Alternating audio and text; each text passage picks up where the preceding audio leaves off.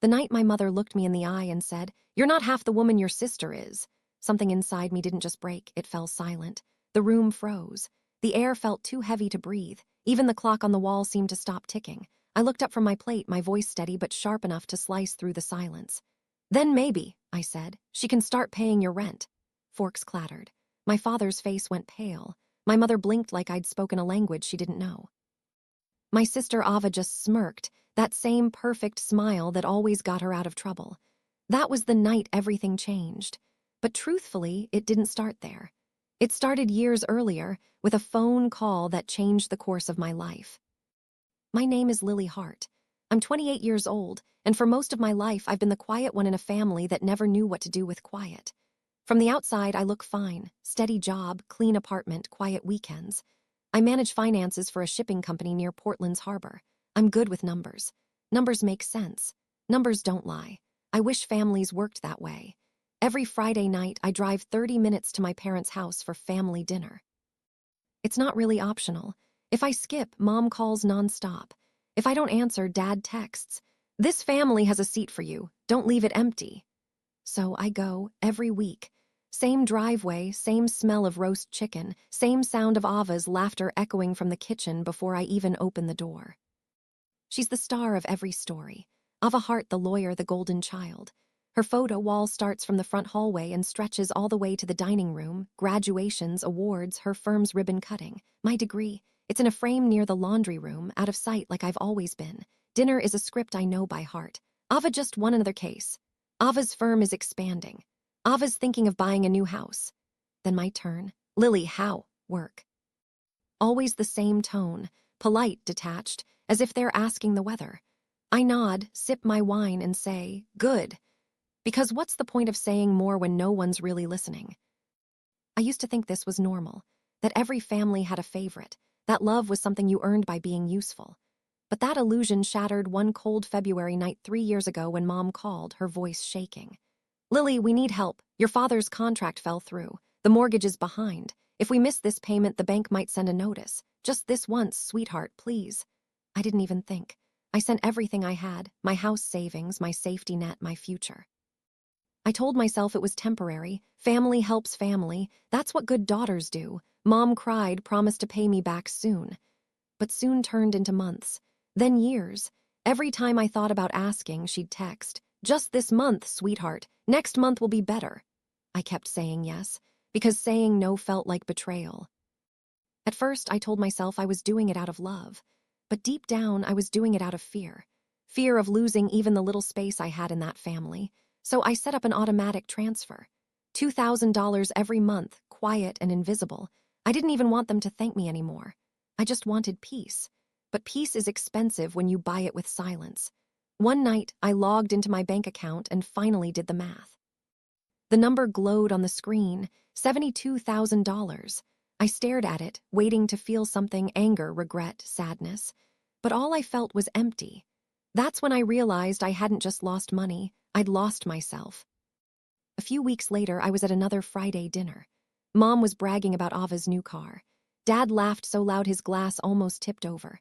I looked at Ava, sitting across from me, perfect hair, perfect smile. Then I looked at the ceiling, at the light that flickered above the table, and for the first time, I didn't feel small. I felt tired. When Mom said, "Lily, why don't you be more like your sister?" I smiled and said, "Because one of us has to pay for this house." The silence was instant and sharp. I almost apologized out of habit, but I didn't. I just sipped my wine and stared back. That night when I got home, I opened my banking app and found the automatic transfer. I hovered over the button that said cancel. My hands trembled. It wasn't just money, it was permission. Permission to stop being the quiet one. I pressed cancel. The app asked, "Are you sure?" For the first time in my life, I was. I clicked yes. And in that small click, I took my life back. The next morning, I ran by the Willamette River, cold air burning my lungs. Every breath felt like letting go. I didn't know what freedom looked like until I felt it in my chest. I started doing things just for me, took a cooking class, joined a book club, learned to paint. Nobody there knew me as Ava's sister. They just knew me as Lily, who laughed too loud and always burned the garlic bread. For the first time in years, I laughed without guilt. Then came the promotion. My boss, Daniel, called me into his office. You see things others overlook, he said. We're moving you up. That one sentence meant more than every word of praise my family ever gave my sister. Then 2 months later, I got an offer from a fintech startup in Seattle. 40% more pay, company shares, a new city, a clean slate. I took it, packed everything I owned into my car and drove north. The highway stretched ahead, endless and open. For once, I wasn't running from something. I was running toward something. Life in Seattle was different. My apartment overlooked the bay. I'd wake up to the sound of ferries in the morning, the kind of quiet that didn't hurt. I started to heal, slowly, quietly, but peace never stays untested. 6 months later, I got a message from my parents' neighbor, Mrs. Whitaker. Hi, dear, it said. Thought you should see this. Attached was a photo, a giant banner on my parents' porch. Congratulations, Ava Hart, for preserving the family home. My chest went cold. I zoomed in, hoping I was wrong. I was. The same house I saved was now Ava's victory. They didn't just forget me. They erased me. For a long minute, I couldn't breathe. I stared at that photo, hands shaking. Then I opened my laptop and pulled out the folder I'd kept hidden all this time, screenshots of every transfer, every message from Mom, every just this once. I titled it Truth. I didn't know why. Maybe part of me still needed proof that I wasn't crazy. Maybe I wanted to remind myself that I mattered. But deep down, I knew I'd need it someday. That day came sooner than I thought. My cousin Nina called one evening. Hey, she said carefully, just so you know, your parents are hosting a dinner this weekend to honor Ava for saving the house. My throat went dry. They asked me to make the slideshow, she added softly. Do you want to see it? Minutes later, she sent the file. I opened it. Photos of Ava smiling. Cutting ribbons, hugging Mom, captions like the daughter who saved our home. I laughed, but it wasn't funny. It was the sound of years of silence cracking. I didn't cry. I just opened my Truth file and started editing the slideshow. One by one, I replaced every ending slide with proof, transfer receipts, text messages, even the confirmation emails from the bank.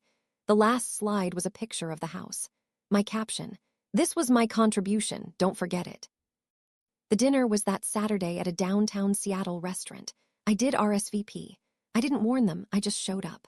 The room was glowing with warm lights and soft music.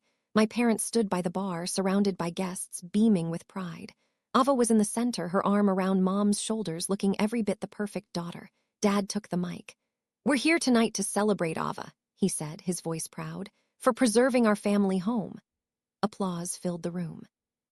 People clapped, glasses clinked. Then the slideshow began. At first, the same happy photos rolled across the screen. Ava at graduation, Ava at her firm, Ava cutting the ribbon. Then the slides shifted, the crowd murmured. Bank transfers appeared $2000 each month. Lily Hart, Robert and Elaine Hart. Screenshots of messages, just this month, sweetheart. Next month will be better. The numbers added up. $72,000. The room went dead silent. My father froze. My mother's face went pale. Ava's smile vanished. I stepped forward. If the truth embarrasses you, I said quietly, that's not my fault. For a long time, no one moved. Then a few people started whispering. One man clapped, then another. My mother set her glass down, shaking. Lily, she whispered, but I kept going. You taught me that family means sacrifice, but I was the only one bleeding for it. You let me carry your debt and your silence. You let Ava take credit for what I built. My voice didn't shake anymore. My father tried to speak. We never. You didn't have to, I said. You just let me. The silence that followed was deafening. Years of swallowed pain filled that room. I unplugged the USB, slipped it into my bag, and walked to the door. My mother called my name, but I didn't stop. The night air hit me cold, clean, alive. For the first time, the weight on my chest was gone. I walked to my car, got in, and smiled. The truth had finally spoken for me. 2 days later, there was a knock on my apartment door. My parents stood there, smaller somehow. My father's shoulders hunched, my mother's eyes red. Lily, she said softly, we're sorry. We shouldn't have let Ava take credit. We shouldn't have stayed silent. We want to put your name on the house deed. I looked at them for a long moment, the same people I'd spent years trying to please, and realized I didn't need their apology anymore. I already have a home, I said. And I don't need to be tied to that one. My mother's lip trembled. My father looked down. For once, they both nodded, not to argue, but to understand. I never needed a deed, I added. I just needed respect. That somehow was enough. After they left, I stood by my window, watching the city lights shimmer across the bay. I thought of the girl who used to sit at the family table, trying to make herself small enough to be loved. She was gone now. The woman standing here didn't need to prove her worth anymore. That night, I sat on my balcony with a glass of wine, the city humming below. I thought about every dinner, every silence, every moment I bit my tongue just to keep peace. And I realized something simple. Love that requires you to disappear isn't love, it's control. My worth was never theirs to define. It was built in every quiet act of strength no one ever saw. I looked at the folder on my desk labeled Truth. For a moment, I thought about deleting it, but instead I renamed it Freedom. Because that's what truth really is. It's not revenge, it's release. So if you've ever been the quiet one, the forgotten one, the one who gave everything just to keep peace, remember this. Silence doesn't make you weak, and walking away doesn't mean you lost. Sometimes it's the only way to win.